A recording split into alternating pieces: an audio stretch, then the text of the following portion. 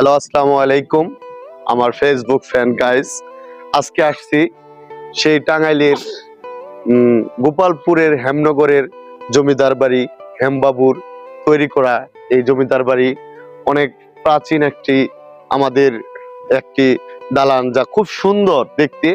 দেখতে পাচ্ছেন যে পরিষ্কার পরিচ্ছন্ন আমাদের গোপালপুরের যুব সমাজ তারা একত্রিত হয়ে, স্টুডেন্টরা একত্রিত হয়ে উদ্যোগ নিয়েছে পরিষ্কার পরিচ্ছন্ন করে একটা সুন্দর নতুন মডেলের একটি রাজবাড়ির একটা সৌন্দর্য সৃষ্টি করার জন্য তারা বিনা অর্থে তারা পরিশ্রম করে তারা পরিষ্কার পরিচ্ছন্ন করছে। অলরেডি খুব সুন্দর দেখা যাচ্ছে, এদিকে খুব সুন্দর দেখা যাচ্ছে। দেখছেন আপনারা যে রাজবাড়ি কতটা পরিষ্কার করলে কতটা ভালো লাগে।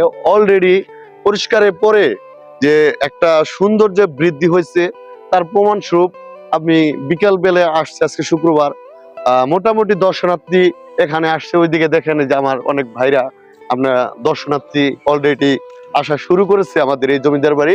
আমার মনে হয় যে এই কাজগুলা শেষ করার পর, রং করার পর এখানে আসলেই পর্যটকে ভরে যাবে এক সময়, আমরা এটা আশা করি। আর বিশেষ করে অনুরোধ জানাই আমাদের যে ইউনো মহোদয়, তার উদ্যোগে যাতে জমিদার বাড়িটি খুব সুন্দর হয়।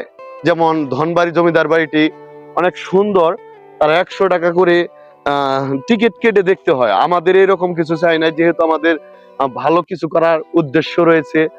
ছেলে পেলে স্বেচ্ছায় শ্রম দিচ্ছে, তো আমাদের একটা আর্থিক সহযোগিতা দিয়ে একটা সুন্দর এমন একটি প্ল্যাটফর্মে নিয়ে যাক, যেটা খুবই সৌন্দর্য বৃদ্ধি করে বিনোদনের একটা ব্যবস্থা হয়।